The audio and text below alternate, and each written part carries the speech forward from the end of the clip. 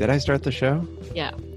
Welcome to the Engineering Emotions and Energy Podcast. I'm your host, Justin Wink, and you did hear another voice because today we have a special guest, Nida Kazmi. She's on the show today to talk about the book Reality Transurfing by Vadim Zeland. So we get into that and a whole lot of other things. Enjoy the show. So I don't know if I've started the show yet, or are we can just banter a little bit. You basically did start the show. Did I start the show? Yeah. Well, I'll just have to record like an intro and make it appropriate. So. Well, I always used to use these like little pre-game conversations as like the pre-audio to my intro. Oh yeah. Like something funny, and then my intro, and then like the content. And when was the last time you did your podcast?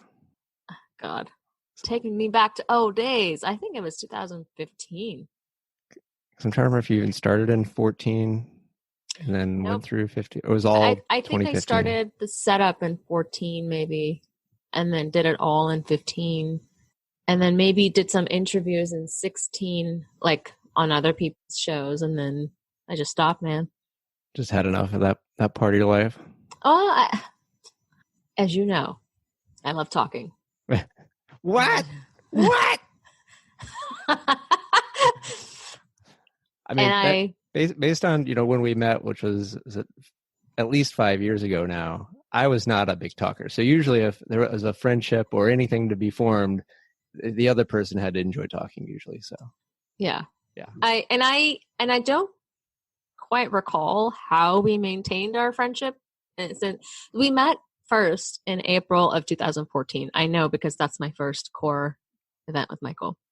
And how we maintain that friendship, I don't know, but I know that I've always loved talking. And over the years, like, yes, I've decreased some of it depending on the situation.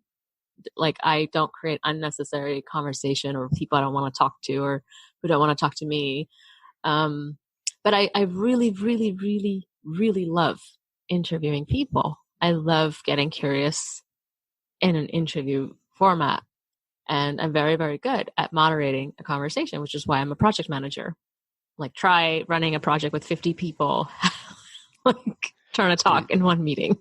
You gotta love to talk and have the ability to talk when you need to, because they won't necessarily allow you the space at certain times in certain meetings. And for those of you listening, Nida's referring to Michael Burnoff, a amazing. What do you describe? Other than he's like Tony Robbins, but with a smaller head.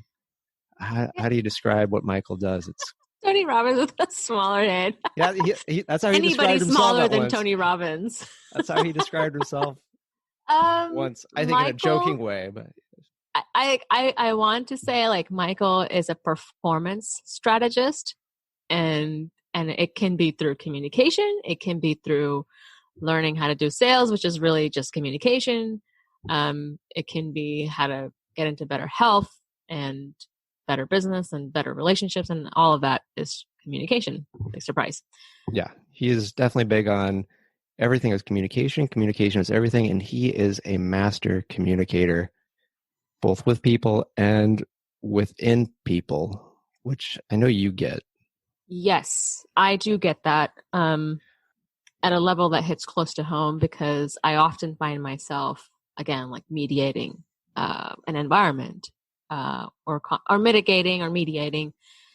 And even if that means I'm not talking, which happens 85% of the time in my meetings for work as a project manager, like it's funny enough, like as a project manager, I don't actually get to talk very much because the point is you bring on experts to tell you what needs to be done. And then you can kind of go back and say, all right, well, you do this and you do that.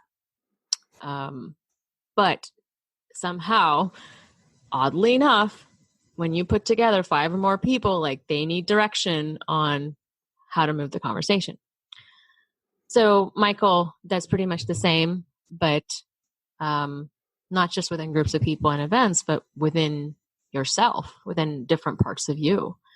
And then he merges them all together into something I find that's more coherent than that person might have felt before within themselves.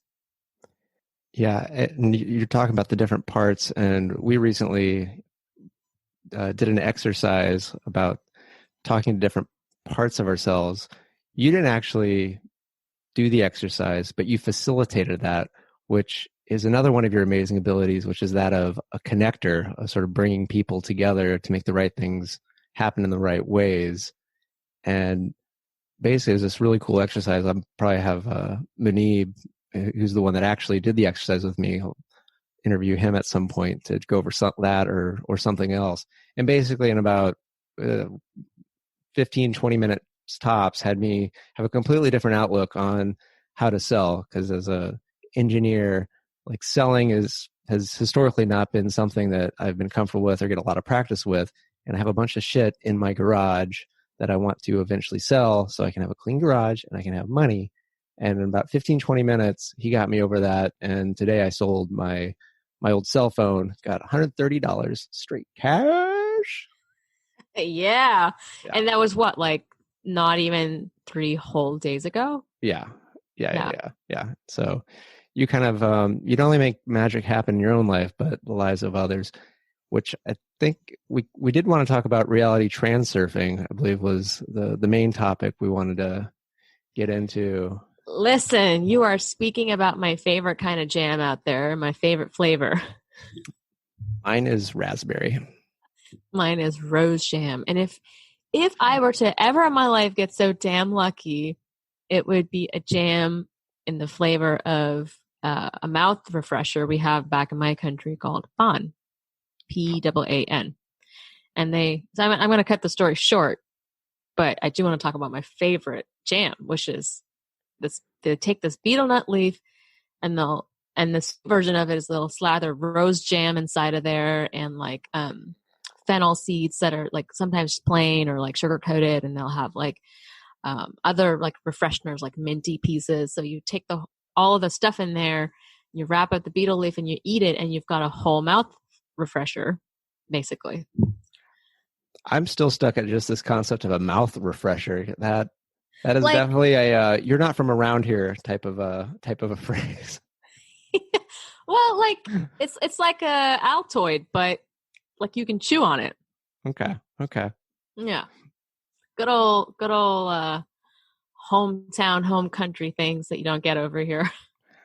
I would try that once. I will usually try anything once, unless it's something that I decided when I was a child that I don't like.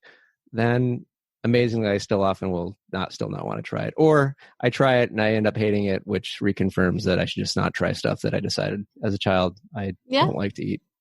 Yeah. And so to take it back to reality transurfing, right? Like when you were a child, and Munib and I have talked about this, that, you know, when I was a kid, and like definitely he remembers it very clearly when he was a kid, he could just make his intentions come alive within moments.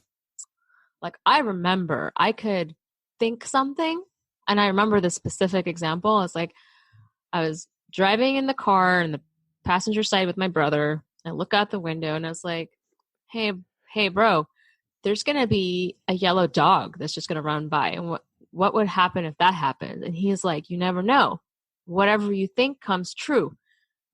And literally a yellow lab, a yellow lab just runs by on the sidewalk. And I remember as a kid going, whoa, like I can do this. And Munib had a very similar capability. Like he said it was so easy because he had no attachments tied to the outcome. He would think it and it would happen like moments, hours, days later, depending on the magnitude of whatever he wanted. And as adults, like we keep trying, that word that Michael hates, like the trying to get back to that or find that again. Yeah. Master Yoda, I believe, also hated the term try. There's no try, there's only do, I believe, is for the Star Wars fans. And what I find really interesting is that when you're saying that is, I'm thinking back to being a kid. There's just this will happen, but there's no, well, it'll happen in this way. Whereas, if we take the program manager hat on it, it's like, well, how many people are going to be around when the dog is there, and how long, and what's the schedule of the dog running into the scene, and there ends up being a coming up with so much of how it happens that even if it happens, but if it doesn't happen in the exact way, did it even really happen? And that's kind of how I know I often think, and I believe a lot of other adults get into that habit of like, well, it has to. But when you're a kid, you don't know how stuff happens, so you can't have this preconceived notion of how it should happen. You just go, it'll happen, and then as you were talking about how Nida was like, yeah, maybe it took an hour, maybe it took a minute, maybe it took a week or an entire month. It eventually happened. Whereas I know for myself, I get fucking impatient. I want it now, or I want it when I put it on the calendar. That's a great one, actually. I want it now, or when I put it on the calendar, damn it. I want it when I want it the way I want it. And I don't even know the way that I want it. Okay. Yeah. It's so restrictive. Yeah. Yeah. And so for people who are listening, they probably are wondering, like, where the fuck are you guys even coming up with all this from? Like, what is reality transurfing? So I know I have my definition of it, which I'll explain in a second. What's yours?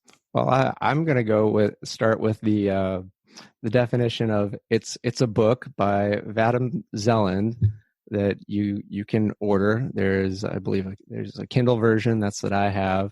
I know Nida, I think you have every version possible. There's even somebody recorded it and it's on, I think, YouTube video that you could listen to.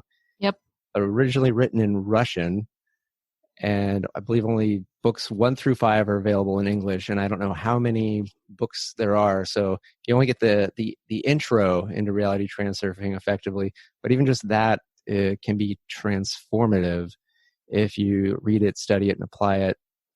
And to me, I look at it, it's a model for how the world works that is dramatically different than the commonly accepted model of work really, really hard. And if you work hard enough and go through enough pain, you'll eventually get what you want, which he eventually talks about. He has a name for that and how that kind of works-ish, but it's not fun.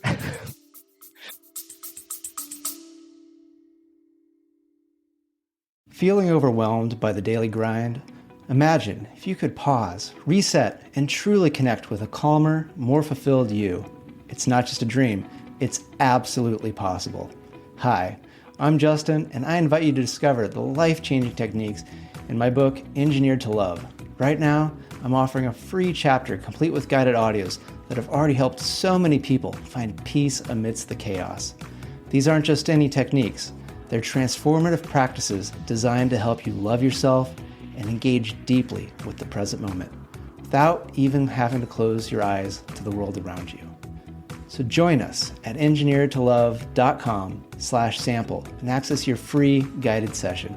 It's time to bust the busyness and embrace the joy, ease, and love in your everyday life. Don't wait. Start your journey to a more relaxed and recharged you today, because you deserve to live a life you love. Visit engineeredtolove.com/sample. See you there.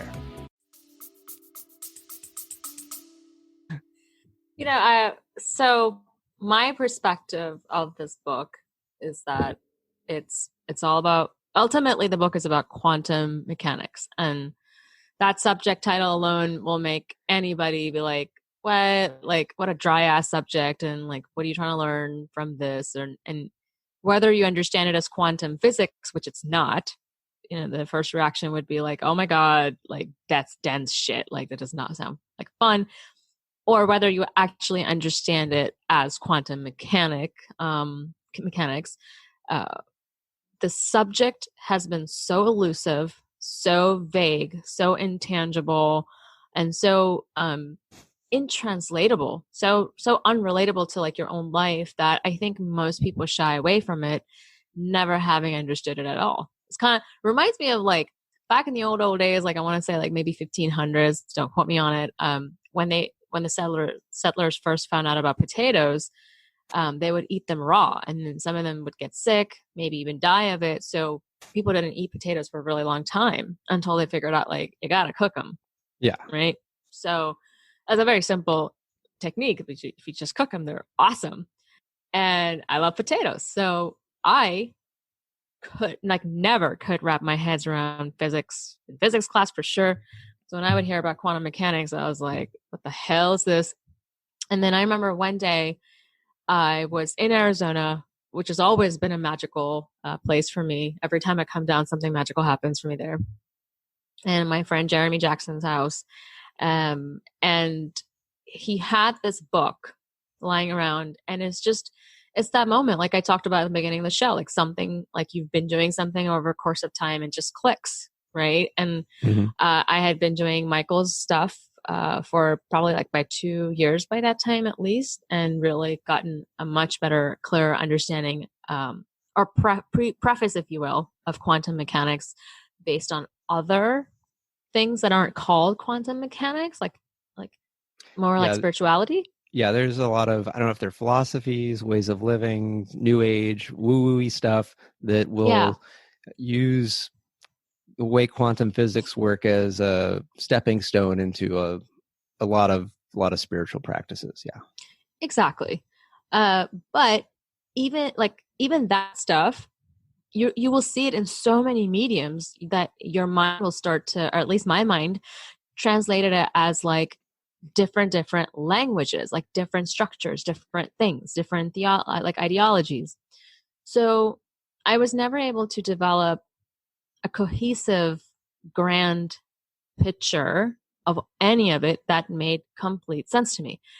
And I'm someone who likes to understand the whole thing. Like, I don't want like just a bite of the damn, chicken. Like, I want the whole wing. I want the whole leg. Like, I want the whole understanding of it, because you want the big breast? You want the big chicken breast? I want the big chicken breast. Oh my gosh.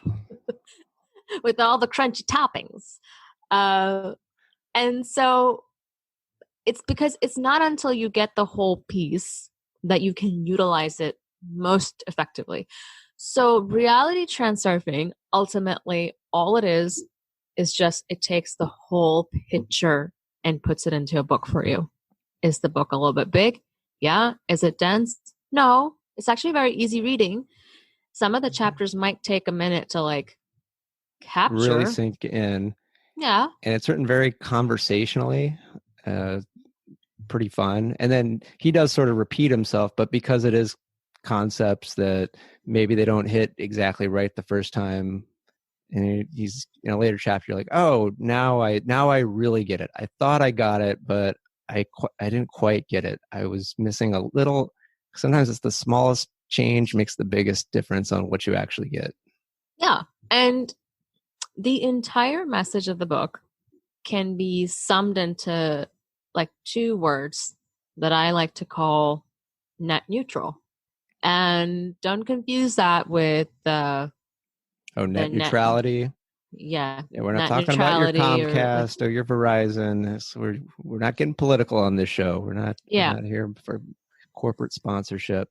Although that last segment was brought to you by Popeye's Chicken. Popeye's, Louisiana's finest. No, just kidding. No sponsors on this show. Not yet. Not yet. Contact Justin Wink at justinwink.com. Yeah. And so net neutral, what that means is just like we were talking about when we were kids. Like, we didn't really have any attachment to the outcome. We're like, hey, I want that. What would happen if the yellow dog passed by? And then the yellow dog passed by. And that's just the way it was. And there are other things too that I remember predicting, and they would just happen. Like other things that I couldn't possibly have, like predicting that like my aunt who was about to have twins, that she would have one twin who would be very fair and one who would be like more olive or darker toned. And I even knew what side which baby was on. And it turned out to be exactly that way when they were born. And that's wild. So there was a time in your life where basically you were living reality transurfing with this sort of net neutral way of being. And then I take it you forgot. And what were some things that maybe you weren't net neutral on looking back, where it's not decided, all right, it's time for something? Because I mean, most people don't come across reality transurfing because life is great and getting better every single day of the week. Yeah, exactly. Right. I don't know that it like I was always neutral. but it's others' perceptions that they stick onto you, others' rules, others' ideologies, others' fears, others' criticisms that cloud and get in your way of being neutral. I do want to impart and impress, actually, the more correct word, impress the fact that you are everything when you're born. You are everything. So the struggle or the challenge and the work really is more of a design to come back to yourself, not to become something more, right? Because of all of those things that were added to you are the things that dragged us down. We had powers. Like I even remember watching my girlfriend's kids at like age 2 or 1. And you see them like running around, going crazy and like a sugar high, whatever. And all of a sudden they'd like stop dead in their tracks. And they just like hold a pose for minutes at a time, staring into what looks like dead space. And without fail, I'd ask them when they'd snap back eventually, hey, where'd you go? They've been traveling. They had whole stories for me. They were literally like what's known in the metaphysical realm as astral projecting. And try asking one of those kids, how'd you get there? What'd you do? How'd you get there? How do you come back? How do you choose? Those are important questions. Well, they weren't trying though, right? That's, I mean, kind of going back to where we were. They just let it happen. They weren't trying to be present, and they weren't trying to get anywhere. Just somewhere in them, I guess they were struck, and boom, I'm going to have an adventure. Who knows where? Yeah. I was in Virginia. I live in New York now. So I was in Virginia a couple of weeks ago for Christmas and hanging out with my singing teacher. So it's already, I would say, a very vibrational environment because there's very good energy with all the singing going on. This little girl, she's 3 years old. She comes up to me, like, does not know me, and just straight up starts talking. And she's like, I was a grown-up before, and I had a lot of makeup, but now I'm a kid again, and I'm learning how to grow up again. And those were her words. And I asked her a couple of questions about like what that life was like, what her name was. She had an answer for everything, like what her name was, whatever. And even if someone tells me, oh, come on, like there's a level of intelligent creativity here as well. I'm like, yeah, but still, look how easy it was to her to say, like, this was my name, this is what I did, and I was like a makeup artist, like, you know, that was my jam, like that was my thing. And so the idea really is whatever it is that we want, and I've practiced this in my adulthood also, is to find a way to want something more for yourself, but not be attached to that outcome, not be attached to how you get it, and not be attached to the specificity of it. Because I have asked for things, like, for example, my husband, I wrote a 4-page note about exactly every quality I wanted in my husband. About how long ago was this? Because I kind of remember, I think the time when, it was a couple of years ago now. So the first time I wrote it was in 2016. Mm-hmm. And then 4 days later, I met somebody, but I wasn't specific enough about a certain, like, I wasn't clear about a particular important piece of it. So when you're taking the order at the Denny's, you got to be really clear about what you want on the Grand Slam. Do you want the eggs scrambled, or do you want them over easy? It's 2 a.m., folks. Like, the waitress, she's got a lot going on. You got to be super, super clear. Exactly. And so I realize that I'm talking about specificity, but I'm also talking about like general things that you have to be clear about. Like, obviously, if you're looking for a partner, like, you'd want to write down important things like, hey, they're in the like particular age bracket, or the fact that they're single and not like already attached. Is like, you want to find somebody who's amenable and able to come into or welcome you into their life. So yeah, if it's important, make sure you specify it. But sometimes some things aren't as important as we think. Like I had a list of things I wanted in a partner, and then I met Alexa, who, you know, I just married in May, and She definitely broke a couple of the rules. It was there was the age. She was under my age range, and I think I had already gotten rid of the education requirement because as someone with a PhD, there's not a lot of fellow doctors or even masters havers out there that got their head screwed on straight. So the fact that she had a bachelor's was delightful. Wow. So yeah, that's exactly what I mean. And so the first time I wrote it, 4 days later, like I come across this person, and it took me a while to get out of that, but it wasn't the right ask. And then Amber and I, our friend and my longtime friend through Michael's events, Amber, she and I rewrote it in 2018, but like I think closer to fall or summer, somewhere around there. And within the month, I believe, is when I met my husband in September. So less than a year, right?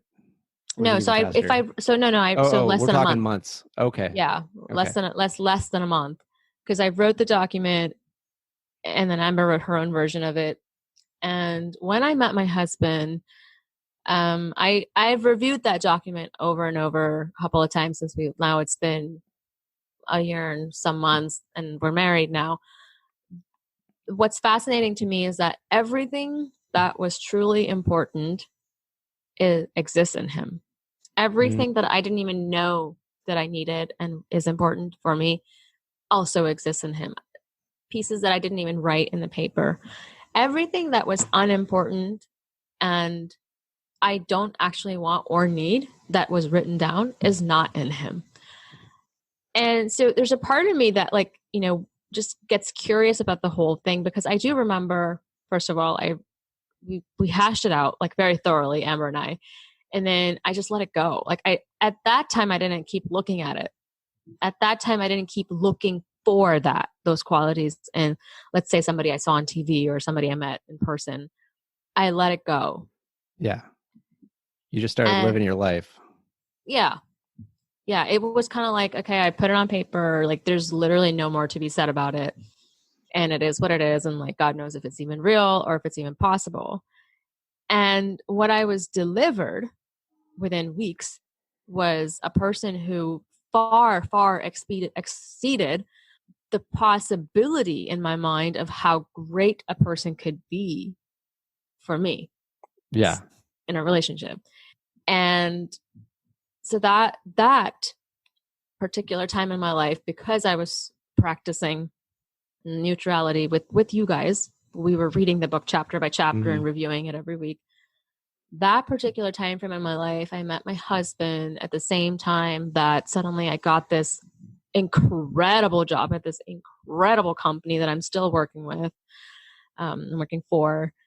And I got featured on the front page of CNN, like out of the blue, random, like had no clue. I didn't even know until somebody messaged me saying, hey, like you're on the front page of CNN.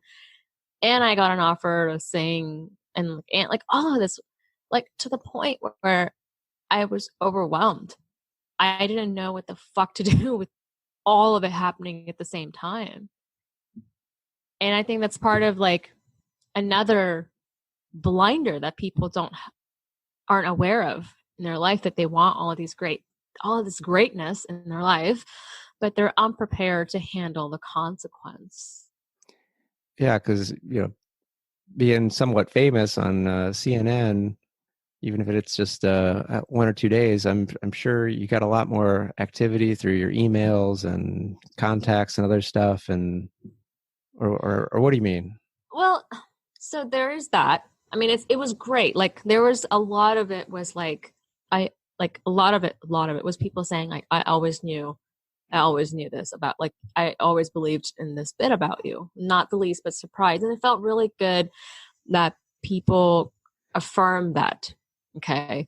But at the same time, it was happening when I met this great person, and their CNN thing is happening.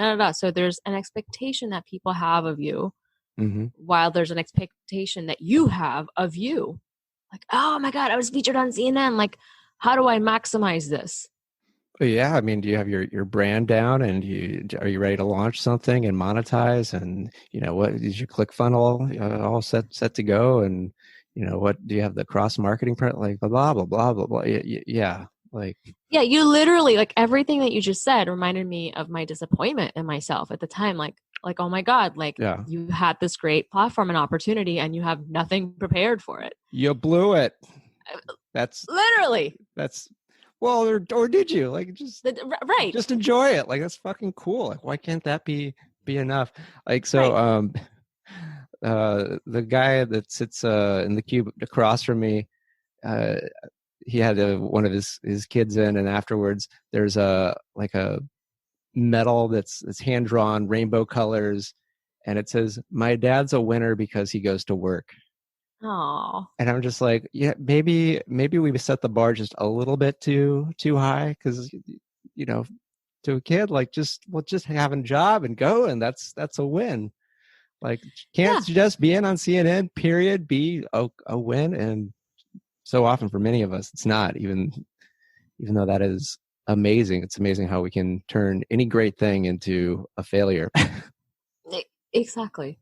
That's what I mean, is like, people. So the one thing I managed to do was, at the time, I couldn't keep any of it private except my relationship. And I kept it so private that most members of my family didn't know I was getting married until like maybe a couple of weeks before the wedding. And that was like the max that they got. And most people didn't even know that we got married until after the fact. And I couldn't have been more delighted, because of course, too, when something so grand happens for you, you want to protect it. And that's another piece of it. Like, when you have something cooking, you don't want to like let go of the steam too fast. You want everything to turn out perfection. So there's parts and pieces to it.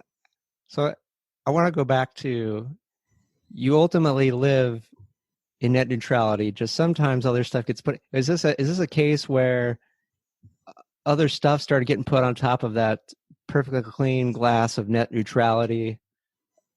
Because now you're talking about perfection. You don't want to ruin it. And No, not perfection. Like, you have something great that's given to you, like a gift, and what your at least my instinct was to protect that.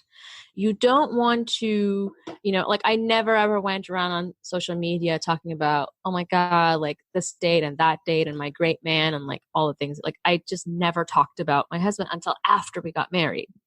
Yeah. Firstly, because I had it up to here with people's opinions. Nida just put her hand above her head for those of you listening. I want to introduce the concept of importance that is brought up in reality transurfing, which is just where that if you put too much importance on anything, it becomes very, very charged. And if something's too charged, then the universe effectively wants to eliminate that charge by some means necessary and get you and the whole universe back to net neutral. So in some ways, is this not a form of putting too much importance on it? Did you ever find that? I felt like it was the exact opposite. Because so the reason why I didn't talk about it, what I was saying is, I had it up to, here with people's opinions into their reflection from their own perspective into your relationship. And it changes your perspective. It adds fears and issues, possibly, or maybe even rose tinted perceptions where none was needed. And so I wanted this to be just him and I, and just us getting to know each other. But also, if it's just him and I, then there's no importance being put on it. It's just like, I wasn't, what's the word? I wasn't complimenting him to you guys. I wasn't selling him to you guys, basically. Yeah. Or anybody else for that matter. And that was the first time that, like, my cousins, for example, I used to tell them about anybody and everything, if nobody else. And it was the first time where I told them, like, there's this guy, I'm not going to say anything because I don't need anybody's approval. Yeah. And this might be where there is a definite difference between when a woman brings up a topic with a group of people versus if a man brings up a topic with a group of people. Because I know back when I was single and dating, usually if I bring up anybody I'm dating or seeing, it's usually more or less like, oh, cool, or is it good? Is it not? And there's no like, well, you should do this, or well, she's not like that, or what are you doing with that person, or well, make sure they do that. None of that. Just kind of like, okay, sure. It didn't really matter if it was, a guy friend, a girlfriend, my mom, or my mom's got no opinion on anything. That's a whole other show. But you'll remember that I had an opinion before we got married, but it was a watch out, and it was like, hey, I noticed this, all good, and you're like, all good, okay, yeah. But that's something that you do want from a friend, of course. Like, don't get me wrong, like, my friends freaked out too. That's well thought out, deep friendship type stuff. And I was just more talking about your more surface level, like you even tell somebody at the gas station that's checking you out. Me, I get, all right, cool, dude. But right with you, it's like, well, is he, good or that, or like you really should, probably do your hair a little different, or people are awful. And it's not just about relationships. Part of it is about like, and by the way, all these stories that I'm telling is, when you tell people got to be neutral about it, well, how do you, like, the next question people have is, how do you become neutral? Like, what does that actually mean? It means something to us because we've been doing it. We know when we're not doing it, when we know how to do it. But part of the reason for these stories is learning how to be self-dependent and self-reliant, and to trust your own decision-making capability, and to not let other opinions affect you, because that's where you start breaking down and disintegrating your ability to be neutral, right? To be neutral actually requires more strength than being opinionated. Oh yeah. Well, you have to have the strength to, well, one, be aware of how you are with different situations with regards to what it is you want. And then based on that, you have to be strong enough to do something about it if you recognize, oh, I'm not being neutral. I'm placing too much importance on this. I'm wanting this too bad, or I'm wanting it in a certain way. My favorite analogy that he uses is that anything you do in life should have as much importance as going and checking the mail. Like if you go and check the mail and it's not there, you don't freak out and start crying, go like, where's the letter? You just go, oh, the mailman's a little late today. He'll be there later. And you go a few hours later, and even if it's still not there, you go, it's probably a holiday. And you check, it's just not a big deal if it's there or it's not, but it's going to be there eventually. Yeah, that's exactly it. And so I think what you and I have been really lucky to be able to do over the last so many years is to, like, you were talking about me bringing the magic into people's lives. And I truly believe that, no one can bring any magic to anyone unless that person wants it for themselves. Oh, so you had to have seen or heard something I said and say, man, I really want that for myself. Or at the very least, I want to see what that can do for me. I hear what she's saying and what it did for her or him, but I want to see what it might do for me. And you've tried many a thing in front of my own eyes, and some of them just don't resonate with you, but many of it has. Many of those things, and you haven't implemented them, and you've really worked hard to discuss it with me or Manib or some, one of your friends to figure out how to make it work for you. Yeah. And you've reaped the benefits like over and over and over. Oh yeah. You got to want it, and you have to take the step. The mail is not going to check itself. You got to go outside or out the door, wherever your mail is, and try and get it. And if it didn't work, you got to try again. But you got to want it. If you don't want the mail, it's not going to, they're not going to open up the door and bring it to your bed while you're sitting there sleeping. No. Yeah. Nah. And I mean, you are right in the fact that I love bringing that magic to people. And it's a very small percentage that I get to see people like who will take advantage of it. And I'm sure there's a lot of spiritual leaders who experience that, where they have huge, big magic and they're trying to impart it with people. And so the occasions that I get to see people who like revel and experience the magic for themselves, I think that's probably the happiest times that I have in my sense of accomplishment or sense of like value of seeing that sharing in someone else's life. And so let's think about like, what are some other things that we've accomplished through neutrality, so we can work back like how we got there. Ooh, got to pick just one. I'll go with one. I'll go with basically physical appearance and health. So basically, the last 6 months of 2019, I got myself into phenomenal shape by finally getting really consistent with putting the right types of food into my body. That's kind of the what and the exact stuff is something I'll probably have on a future podcast, because I could probably go for, I don't know, hours and hours going what I eat, what I don't, why, and how I put it into my brain that like I barely drink alcohol anymore. It's just poison to me, stuff like that. But that's something that because I know I had done a coaching session with you. I can't remember, was it a couple years ago now, where we kind of went through sort of visualizing how I would be and how I would act. And I'll be damned, but really the way you helped me paint the picture of how I would appear and how I would be, that's how I am basically now. I think even complete with the beard and the longer hair, like it's pretty fucking scary. So, that's some of the best money I spent working with you there. Which is funny now that you look back at it, because it was basically helping you.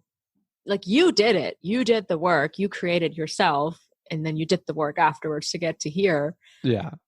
But at the time, maybe it wasn't as apparent to you. But now that we're here, we're like, oh my God, it was you the whole time. It's always been you. Yeah. And so I'm sure that Michael and Tony Robbins, like, they get the same kind of jollies, like when they see that happen to people. And I know, and I've experienced firsthand, like Michael's, and I love that he teases me about it, but like how he spent 5 years a 5-year long intervention on me to get me to a certain point. And given the number of times he talked about it, I was like, okay, like I think he's a bit delighted that he got somebody there. Yeah.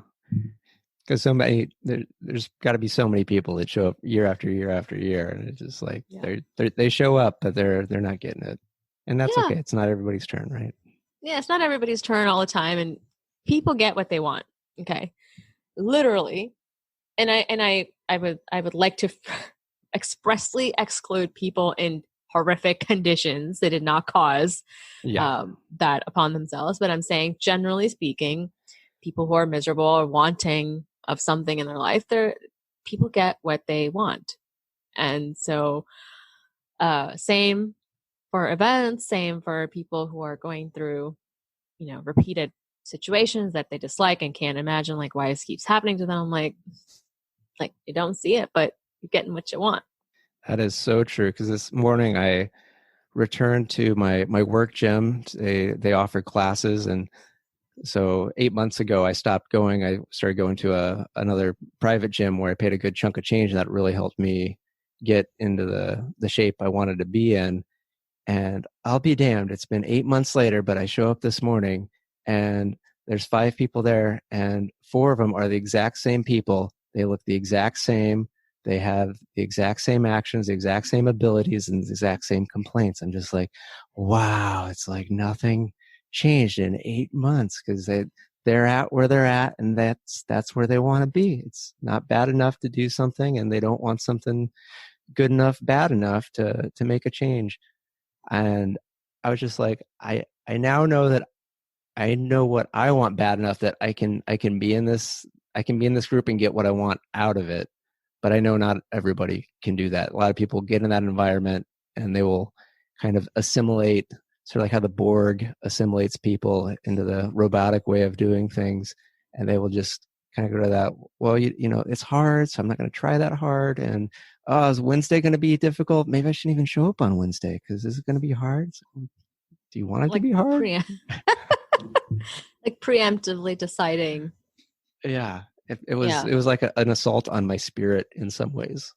I know exactly the feeling. And I think one of the side effects that people don't maybe articulate very well or articulate enough is that when you start to experience these things like you and I are talking about, and you understand, okay, this is how these things work. And what I'm really trying to say is like, this is how the universe like functions. Okay. The more I know, the more I accomplish through it, the less I want to engage and interact with other people. Like I understand completely why Vadim, for example, writes this book and becomes a recluse. Like all but, like he's extremely rare to get a hold of, like very challenging. And most spiritual leaders too. There's very few spiritual leaders that we can act like who are actually in the public eye, and they're dedicated to doing like a damn near impossible job, and it requires an nearly indispensable level of energy. Mm-hmm. And those that are kind of in the public eye or deal with the Tony Robbins, the Sadhgurus, they kind of interact in a very certain way to sort of protect themselves, I'm guessing. That, but also to travel the amount that they do, to patiently explain over and over, like millions of times over and over, year after year, month after month, week after week, the exact same shit. It doesn't change. It's the same thing. It requires an intention with like a level of magnitude that's just like incomprehensible. Like I do not personally have the energy for that. So, do you have the personal vision that would require that energy yet? That's a very interesting thing to say. And so I could take it back to the I don't. I don't, right? Because I question myself on this. I'm like, you can't say that you can't, because if you really wanted to, you could. Like, you could just be that. And I'm like, and then I go back to that personality type thing that we learned. And I'm like, nah, like that is not who I am. It's not where I thrive. Like maybe these people have a calling that helps them thrive doing that. But I thrive when I talk to people like you about things like this. And if I can help you or someone else or myself through this conversation move a millimeter ahead, an inch ahead, like by God, that makes my day, my week, my year. Like that is what makes me happy. But these conversations are much more concentrated. Like there's very, very scarce population who wants to discuss this or who wants to move ahead. And sometimes there's like a limit to it. Like, what are you trying to get at ultimately? Like nothingness? Like literally, do you want to disappear off the planet? Like what's your level? Or are you content to just manifest as much as you need to just like live contently? And like, I'm dying of curiosity to know, like, what is Vadim doing? What the fuck is he manifesting? Like, what is he transurfing, Right. Yeah. So maybe he's just blissed out somewhere else, and which I've heard is it can be a trap where you just get all wrapped into not being here, that you just go elsewhere. And yeah, although reality transurfing doesn't talk about not being here. It talks about like how you get there from here, and why sometimes when we want to go from like one situation to an extreme situation, like why that's such a massive like literally mathematically or in a quantum way, explaining like why that's a huge leap and what kind of consequences there are, and like what kind of work it requires to move from, let's say, being like a nobody to being the world's most famous movie star. Yeah. That's a quantum leap across like many like neighborhoods, if you like, states, countries. It's like a big move. And it comes with its own set of consequences. Yeah.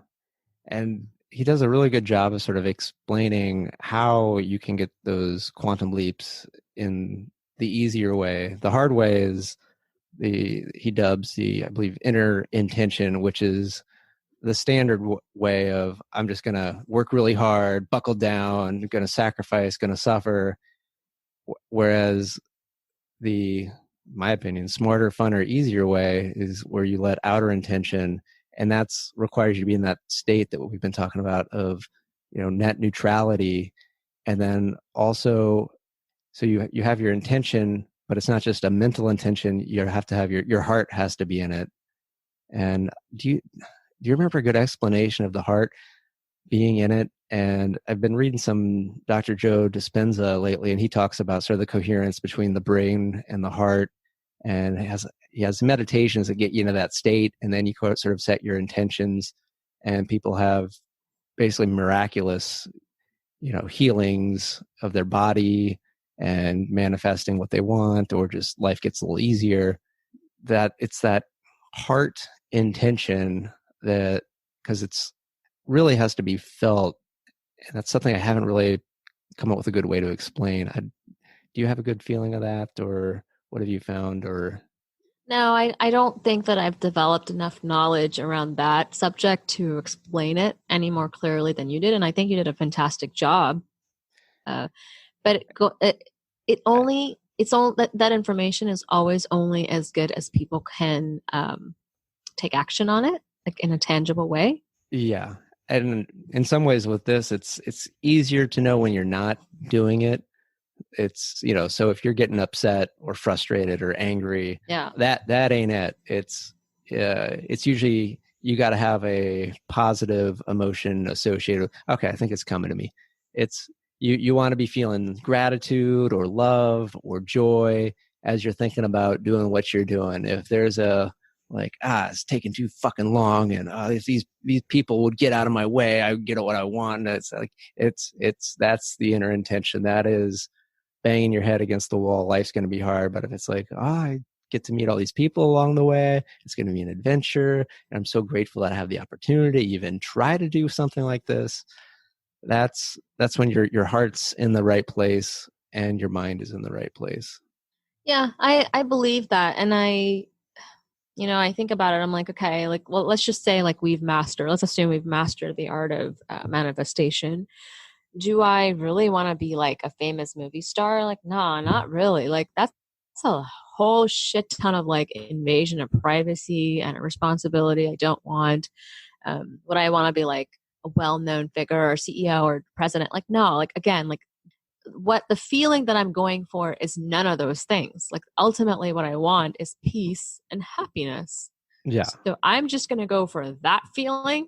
And I like a simple example of that, for example, would be, as you know, so I moved to New York, and the apartment that I was in, like, I just couldn't stand it. Like nothing in my life felt like it was going right. Oh yeah. Like just the vibe of the place was not working. Like you said, even the people had a oh yeah, or something to them in your old building. Unanimously, that people of the building, except the concierge who did not live there, just had a weird, like really negative vibe, like really, really rude. And I remember when I would do like my meditation, like I would focus on, if I were to feel super comfortable and relaxed, what does that feel like?